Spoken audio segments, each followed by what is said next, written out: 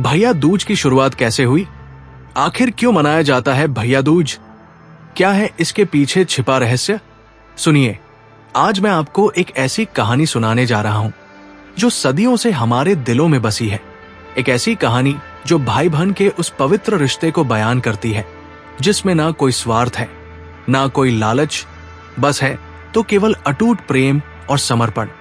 ये कहानी है भैया दूज की, जिसकी शुरुआत उस समय हुई जब देवता और असुर इस धरती पर विचरण करते थे। नमस्कार प्यारे दर्शकों, मैं अर्जुन एक बार फिर आपका हार्दिक स्वागत करता हूं आपके अपने चैनल विद्या ज्ञान सागर में। दोस्तों, आज हम एक नई कहानी और एक नया वीडियो लेकर आपकी सेवा में उपस्थित हुए हैं। आज की कथा अत्यंत ज्ञानवर्धक और प्रेरणादायक है। कथा शुरू करने से पहले आपसे एक विनम्र निवेदन है। शास्त्रों में कहा गया है कि अधूरी छोड़ी गई कथा दुख और पाप का कारण बनती है, इसलिए इसे अंत तक अवश्य सुने। और अगर आप अपनी माँ से सच्चा प्रेम करते हैं तो इस वीडियो को लाइक करें, हमारे चैनल को सब्सक्राइब करें और कमेंट में माँ लिखकर अपना समर्थन दें। तो आइए बिना किसी विलंब के आरंभ करते हैं आज की प्रेरणादायक कथा। बहुत समय पहले की बात है, जब सृष्टि अपनी पूर्ण युवावस्था में थी। उस समय सूर्यदेव, जो इस ब्रह्मांड को प्रकाश और ऊर्जा प्रदान करते हैं, का विवाह संज्ञा से हुआ। संज्ञा विश्वकर्मा की पुत्री थी, अत्यंत रूपवती और गुणवती। उनके घर 3 संतानें हुई, वैवस्वत मनु, यमराज और यमुना। यमराज, जो कालांतर में मृत्यु के देवता बने, अपने पिता सूर्यदेव के तेज से परिपूर्ण थे। उनकी आंखों में न्याय की अटल ज्वाला जलती थी। वो बचपन से ही गंभीर प्रकृति के थे, हमेशा धर्म और कर्तव्य के बारे में सोचते रहते थे। लेकिन उनकी छोटी बहन यमुना, वो तो मानो प्रेम की साक्षात देवी थी। यमुना का व्यक्तित्व एक पवित्र नदी की तरह था, कोमल, शीतल और जीवनदायिनी। जहां यमराज का स्वभाव अग्नि की तरह तीव्र था, वही यमुना का स्वभाव जल की तरह शांत और मधुर था। वो अपने भाई यमराज से अत्यधिक प्रेम करती थी। उनकी आंखों में अपने भाई के लिए असीम स्नेह और सम्मान था। बचपन में जब यमराज अपने पिता के साथ न्याय और धर्म के गूढ़ रहस्यों को समझने में व्यस्त रहते, तब यमुना उनके लिए फूलों की माला गूंथती। जब यमराज ध्यानमग्न होकर तपस्या करते, तब यमुना चुपचाप उनके पास बैठकर पहरा देती। उनका प्रेम शब्दों में नहीं, बल्कि छोटी छोटी सेवाओं और त्याग में प्रकट होता था। यमराज भी अपनी बहन से अत्यधिक प्रेम करते थे। हालांकि उनका स्वभाव गंभीर था और वो भावनाओं को बाहर नहीं दिखाते थे, लेकिन यमुना के लिए उनके हृदय में कोमल कोना था। जब भी यमुना किसी संकट में होती, यमराज सबसे पहले उनकी रक्षा के लिए तत्पर रहते। ये भाई बहन का प्रेम किसी भी लौकिक बंधन से परे था। समय बीतता गया और ब्रह्मा जी ने यमराज को एक महान दायित्व सौंपा। उन्हें मृत्यु का देवता बनाया गया और यमलोक का राजा घोषित किया गया। ये कोई साधारण जिम्मेदारी नहीं थी। यमराज को प्रत्येक प्राणी के कर्मों का लेखा जोखा रखना था और उनकी मृत्यु के पश्चात उन्हें उचित गति प्रदान करनी थी। यमलोक, जहां धर्म का शुद्धतम रूप विद्यमान था, वहां यमराज अपने सिंहासन पर विराजमान होते। उनके सामने चित्रगुप्त, जो सभी प्राणियों के कर्मों का हिसाब रखते थे, हमेशा तैयार रहते। यमराज का काम अत्यंत कठिन था। प्रत्येक क्षण, प्रत्येक पल कोई ना कोई प्राणी काल के गाल में समा रहा था और यमराज को निर्णय लेना पड़ता था। धर्मराज के नाम से विख्यात यमराज कभी भी अपने कर्तव्य में लापरवाही नहीं करते थे। चाहे वो राजा हो या रंक, ब्राह्मण हो या शूद्र, सबके साथ समान न्याय होता था। उनकी आंखों में ना कोई पक्षपात था, ना कोई दया, केवल धर्म था, केवल न्याय था। और ये कठोरता ही उन्हें महान बनाती थी। लेकिन इस महान दायित्व के साथ एक दुख भी आया।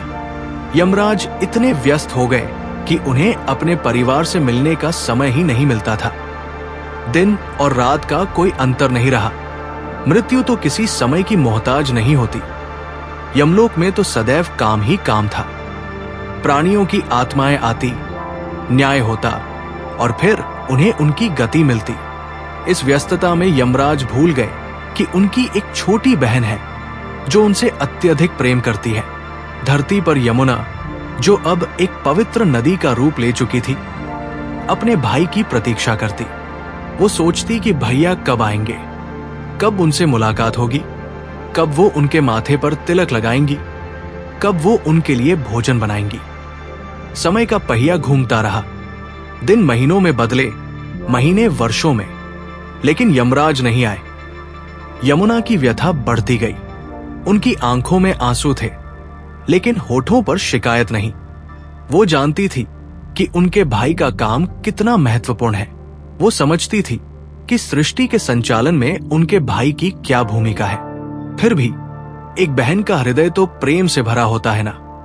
यमुना अपनी सखियों से कहती, देखो मेरे भैया कितने महान हैं। वो मृत्यु के देवता है, धर्मराज है, सारी सृष्टि को न्याय देते हैं। लेकिन रात को जब अकेली होती तो उनका दिल रोता था। वो सोचती, क्या मैं इतनी भी महत्वपूर्ण नहीं हूं कि मेरे भाई मुझसे मिलने आ सके। उन्होंने कई बार यमराज को संदेश भिजवाया। उन्होंने देवताओं से, ऋषि मुनियों से, यहां तक कि अपने पिता सूर्यदेव से भी निवेदन किया कि वह यमराज को उनसे मिलने के लिए कहें। लेकिन यमराज इतने व्यस्त थे कि उन्हें ये संदेश भी नहीं मिल पाते थे। यमलोक का कार्यभार इतना अधिक था कि उन्हें स्वयं का भी समय नहीं मिलता था।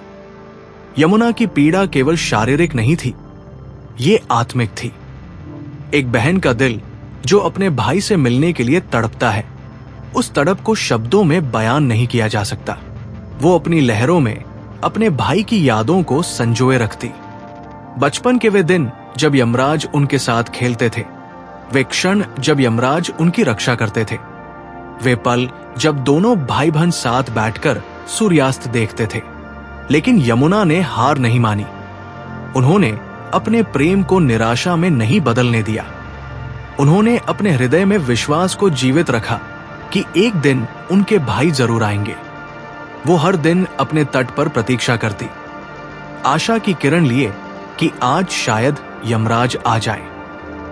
और फिर आया वो दिन, कार्तिक मास की शुक्ल पक्ष की द्वितीया का दिन। दीपावली के ठीक 2 दिन बाद आकाश में सूर्य देव अपने पूरे तेज से चमक रहे थे, मानो अपनी पुत्री यमुना को आशीर्वाद दे रहे हों।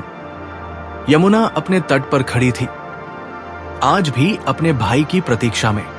उनकी आंखों में वही उम्मीद, वही प्रेम, वही समर्पण। उस दिन यमलोक में भी कुछ अलग था। यमराज अपने सिंहासन पर बैठे थे और अचानक उन्हें कुछ याद आया। उन्हें अपनी बहन यमुना की याद आई। उन्हें एहसास हुआ कि कितना समय बीत गया है और वो अपनी प्यारी बहन से नहीं मिले हैं। उनका हृदय भारी हो गया। एक पल के लिए मृत्यु के देवता के चेहरे पर भी मानवीय भावनाएं झलक गई। यमराज ने चित्रगुप्त से कहा, आज मैं अपनी बहन से मिलने जा रहा हूं। चाहे कुछ भी हो जाए, आज का दिन मेरी बहन का है। चित्रगुप्त मुस्कुराए। वो जानते थे कि कितने समय बाद यमराज के चेहरे पर ये भाव आए हैं। उन्होंने कहा, प्रभु जाइए, आज का दिन आपकी बहन के लिए अत्यंत विशेष होगा। यमराज अपने भैंसे पर सवार होकर यमुना के तट की ओर चल पड़े।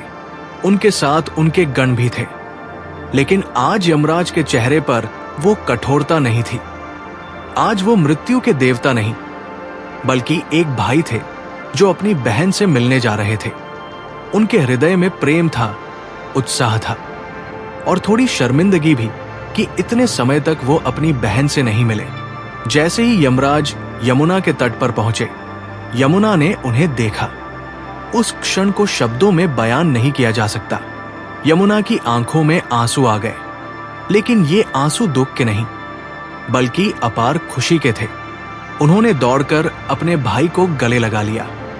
उस आलिंगन में सदियों की व्यथा, असीम प्रेम और अटूट विश्वास सब कुछ समाहित था। यमराज, जो हमेशा गंभीर रहते थे, उनकी आंखों में भी आंसू थे। उन्होंने अपनी बहन को गले लगाया और कहा, मुझे क्षमा करो बहन, मैं बहुत व्यस्त रहा, मैं तुमसे मिलने नहीं आ सका। यमुना ने अपने भाई के होठों पर हाथ रख दिया और कहा, भैया शिकायत नहीं है मुझे, आप आ गए, यही बहुत है। यमुना ने अपने भाई का भव्य स्वागत किया। उन्होंने यमराज के चरण धोए, उन्हें आसन पर बिठाया और उनके माथे पर तिलक लगाया। वो तिलक केवल चंदन का नहीं था, बल्कि एक बहन के प्रेम और आशीर्वाद का प्रतीक था। यमुना ने अपने हाथों से यमराज के लिए भोजन बनाया। उस भोजन में प्रेम का स्वाद था, समर्पण की सुगंध थी। उन्होंने अपने भाई के लिए सबसे उत्तम व्यंजन बनाए, मीठे पकवान, नमकीन व्यंजन, फल और दूध से बने पदार्थ। हर व्यंजन में उनके प्रेम की मिठास थी। जब यमराज ने भोजन किया तो उन्हें लगा मानो स्वर्ग का भोजन कर रहे हों। ये भोजन केवल भोजन नहीं था, ये एक बहन की सेवा थी, उसकी भक्ति थी। भोजन के बाद यमुना ने अपने भाई के लिए तांबूल तैयार किया, पान के पत्ते में सुगंधित सामग्री रखी और प्रेम से यमराज को अर्पित की। दोनों भाई बहन बैठे और बातें करने लगे। यमुना ने अपने हृदय की सारी बातें अपने भाई से साझा की। उन्होंने बताया कि कैसे वो हर दिन उनकी प्रतीक्षा करती थी, कैसे वो उनकी यादों में खोई रहती थी। यमराज सुनते रहे, उनका हृदय पश्चाताप से भर गया। उन्होंने महसूस किया कि अपने कर्तव्य के चक्कर में वो अपनी सबसे प्यारी बहन को भूल गए थे। उन्होंने यमुना से कहा, बहन, मैं वादा करता हूं कि अब ऐसा नहीं होगा। मैं हर साल इस दिन तुमसे मिलने जरूर आऊंगा। तुम्हारा प्रेम, तुम्हारी सेवा, ये सब मेरे लिए अमूल्य है। लेकिन यमुना ने कहा, नहीं भैया, केवल मेरे लिए नहीं, आप सबके भाई हैं। जो भी बहन इस दिन अपने भाई को अपने घर बुलाएगी, उसके माथे पर तिलक लगाएगी, उसे भोजन कराएगी, आप उसके भाई की रक्षा कीजिए, उसके भाई को लंबी आयु दीजिए। ये दिन केवल हमारा नहीं, बल्कि सभी भाई बहनों का होना चाहिए। यमराज अपनी बहन की इस उदारता से अभिभूत हो गए। उन्होंने कहा, तथास्तु, आज से ये दिन भाई दूज के नाम से जाना जाएगा। इस दिन जो बहन अपने भाई को अपने घर बुलाएगी, उसके माथे पर तिलक लगाएगी, उसे भोजन कराएगी और उसकी लंबी आयु की कामना करेगी, मैं उसके भाई को अकाल मृत्यु से मुक्त रखूंगा। उसके भाई को दीर्घायु और सुख समृद्धि का आशीर्वाद मिलेगा। यमराज ने अपनी बहन यमुना को आशीर्वाद दिया। उन्होंने कहा, हे बहन, तुमने अपने प्रेम से मुझे याद दिलाया कि कर्तव्य के साथ साथ रिश्ते भी महत्वपूर्ण हैं। तुमने मुझे सिखाया कि जीवन केवल काम ही नहीं है, बल्कि प्रेम और समर्पण भी है। आज से ये दिन पवित्र हो गया है। ये दिन भाई बहन के प्रेम का प्रतीक बन गया है। यमुना ने भी अपने भाई को आशीर्वाद दिया। उन्होंने कहा, भैया, आप सदा धर्म के मार्ग पर चलें, आपका न्याय सदा निष्पक्ष और सत्य रहे, आप सभी प्राणियों को उचित गति प्रदान करें। और हां, कभी कभी अपनी इस छोटी बहन को भी याद कर लिया कीजिएगा। यमराज मुस्कुराए और उन्होंने अपनी बहन के सिर पर हाथ रखा। यमराज ने यमुना से कहा, बहन, तुम्हारे तट पर जो भी आज के दिन स्नान करेगा, उसके सभी पाप धुल जाएंगे। तुम्हारे जल में आज के दिन पवित्रता की अद्भुत शक्ति होगी, और जो भी इस दिन तुम्हारी पूजा करेगा, मैं उसे अपना आशीर्वाद दूंगा। यमुना प्रसन्न हो गई। उन्होंने अपने भाई को प्रणाम किया। इसके बाद यमराज ने घोषणा की कि आज के दिन जो बहन अपने भाई के माथे पर तिलक लगाएगी, उसे रोली, चावल और फूलों से सजाएगी, उसे मिठाई खिलाएगी और उसकी लंबी आयु की कामना करेगी, मैं उस भाई को यमलोक में विशेष स्थान दूंगा। उसकी आयु में वृद्धि होगी, उसे सुख समृद्धि मिलेगी और वो सभी संकटों से सुरक्षित रहेगा।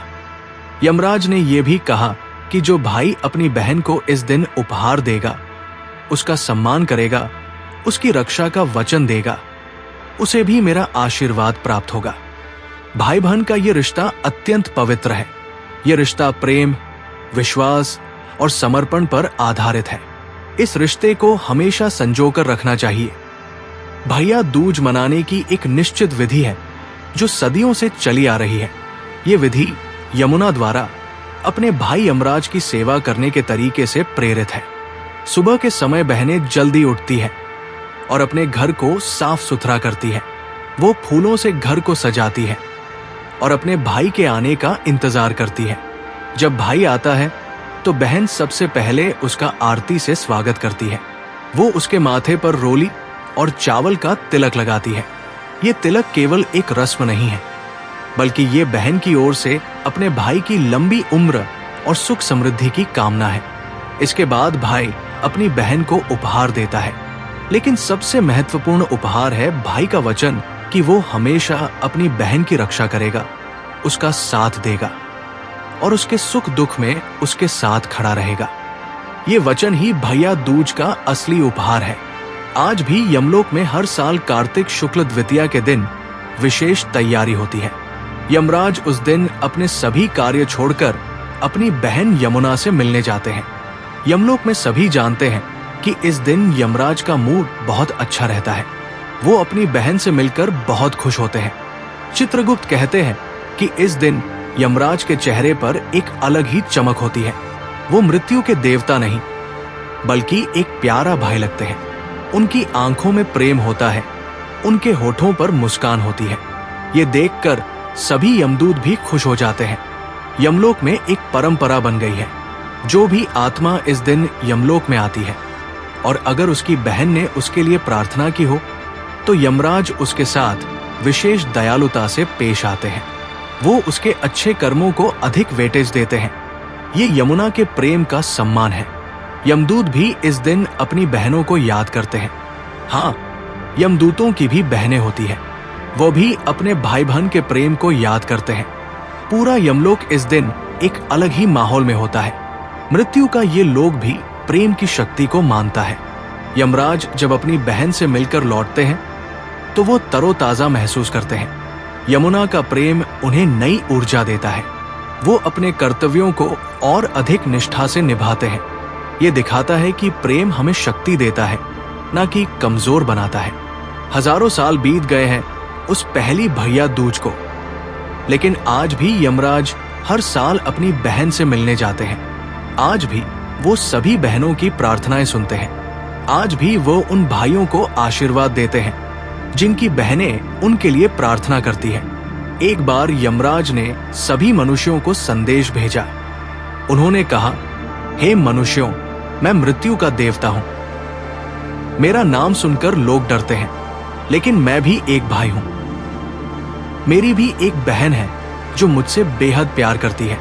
मेरी बहन के प्रेम ने मुझे सिखाया कि प्रेम मृत्यु से भी बड़ा है। यमराज ने कहा, जो बहन अपने भाई से सच्चे मन से प्रेम करती है, मैं उसके भाई को अपना आशीर्वाद देता हूं। लेकिन ये केवल तिलक लगाने की रस्म नहीं है, ये हृदय से होना चाहिए। बहन को सचमुच अपने भाई की भलाई चाहनी चाहिए, तभी मेरा आशीर्वाद प्रभावी होगा। यमराज ने यह भी कहा, भाइयों, अपनी बहनों का सम्मान करो, उनकी रक्षा करो। वो तुम्हारे लिए प्रार्थना करती है, तुम उनके लिए कुछ करो। केवल उपहार देना काफी नहीं है। यमराज का यह संदेश आज भी प्रासंगिक है। आज भी हमें इसे याद रखना चाहिए। भैया दूज केवल एक दिन की रस्म नहीं है, ये एक जीवन पद्धति है। हमें पूरे साल अपने भाई बहन से प्रेम करना चाहिए, उनका ख्याल रखना चाहिए। ये थी भैया दूज की पूर्ण कथा, एक ऐसी कथा जो सदियों से हमारे दिलों में बसी है। हर साल जब कार्तिक शुक्ल द्वितीया का दिन आता है तो पूरा भारत इस प्रेम का उत्सव मनाता है। इस कहानी के साथ मैं आप सबको भैया दूज की हार्दिक शुभकामनाएं देता हूं। यमराज और यमुना का आशीर्वाद सदा आप सबके साथ रहे। प्यारे भक्तों, हमें आशा है कि ये कथा आपके जीवन में सकारात्मक बदलाव लेकर आई होगी। कृपया इसे लाइक करें और दूसरों तक पहुंचाने के लिए इसे शेयर करें। अपने श्रद्धा भाव को कमेंट सेक्शन में जय यमराज लिखकर प्रकट करें। इस कथा को अंत तक देखने के लिए आपका दिल से धन्यवाद। जय यमुना माता।